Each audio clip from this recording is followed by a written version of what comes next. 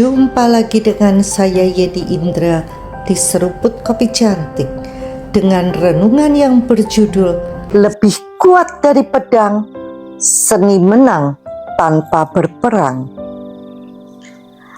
Saya menerima kiriman video pendek apik dari Profesor Insinyur Edi Juwito. Ini kisahnya. Saya tidak tahu nama gadis cantik dalam video ini yang bercerita sambil memegang dua bilah kayu dari kuil Liu Bei di Chengdu yang bertuliskan Neng Gong Jin Se Fan Zhe Ji Zhao Zhong Ku Qi Bing Fei Hao Zhan. Artinya, jika mampu menyerang hati musuh, maka perlawanan akan lenyap dengan sendirinya. Sejak zaman dahulu, orang bijak tahu bahwa tentara yang baik bukanlah yang gemar berperang. Konon, setiap kali memiliki kabinet baru, Mao Zedong meminta mereka pergi ke kuil Liu Bei merenungkan kalimat ini. Dalam video itu diceritakan kisah Liu Bei menghadapi seorang kepala suku yang terus-menerus memberontak. Berkali-kali ditangkap, bukannya dibunuh, tetapi berkali-kali pula dilepaskan. Bukan sekali atau dua kali, tetapi sampai 7 kali. Wow! Hingga akhirnya kepala suku itu menyerah dengan sukarela. Mengapa Liu Bei melakukan hal ini? Jika kepala suku itu dibunuh, akan muncul kepala suku lain yang menggantikannya. Polanya sama, bahkan bisa semakin banyak dan lebih berbahaya. Tetapi dengan menaklukkan hatinya, perlawanan berhenti total. Hati yang ditaklukkan tidak lagi berontak, melainkan memilih setia. Ini sejalan dengan strategi klasik Tiongkok, seperti yang juga diajarkan dalam Sun Chi Bing Fa atau seni perang Sun Tzu. Menang bukan dengan pedang, tetapi dengan hati.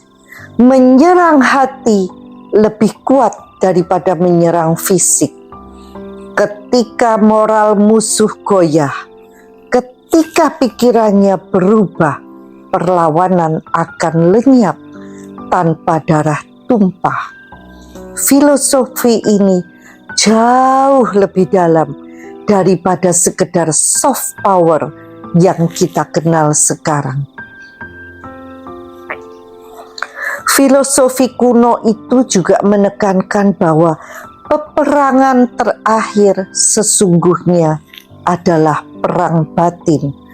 Kemenangan sejati bukanlah menghancurkan musuh, melainkan membuat mereka tidak lagi ingin melawan. Sun Tzu berkata, seni perang tertinggi adalah menaklukkan musuh tanpa bertempur. Betapa dalam kebijaksanaan ini.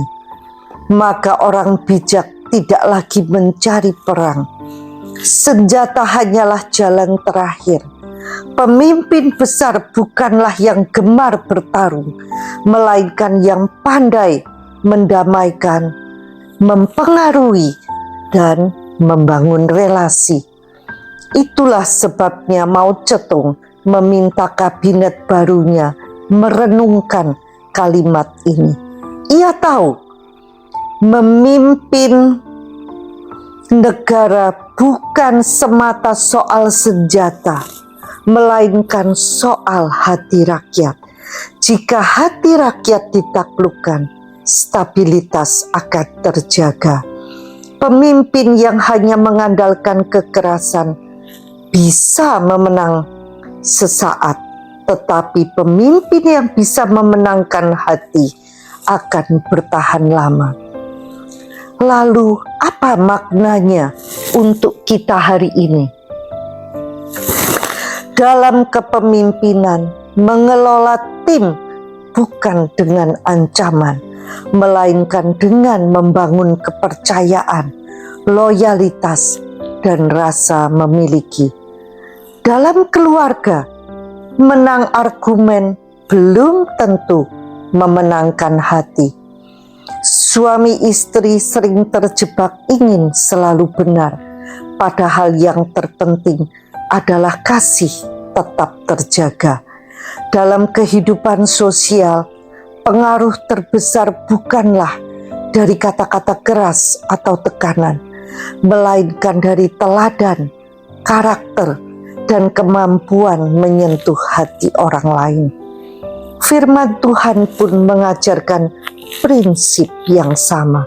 Lebih baik mengalah demi damai daripada memenangkan perdebatan tetapi kehilangan kasih. Tuhan sendiri berkata bahwa berkat-Nya turun atas orang yang membawa damai, bukan yang gemar mencari perselisihan.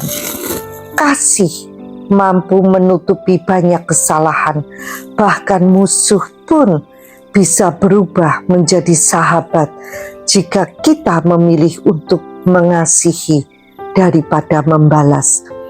Menaklukkan hati dengan kasih jauh lebih kuat daripada menaklukkan dengan kekerasan.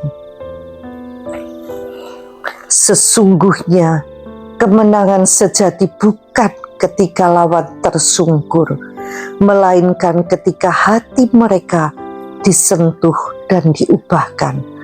Pemimpin sejati bukanlah pecinta perang, melainkan pembawa damai yang mencerminkan hati Bapa di surga. Love is the only force capable of transforming an enemy into a friend. Quote dari Martin Luther King Jr. Kasih adalah satu-satunya kekuatan yang sanggup mengubah musuh menjadi sahabat. Sampai jumpa di episode berikutnya bersama Yeni Indra di Seruput Kopi Cantik. Tuhan memberkati.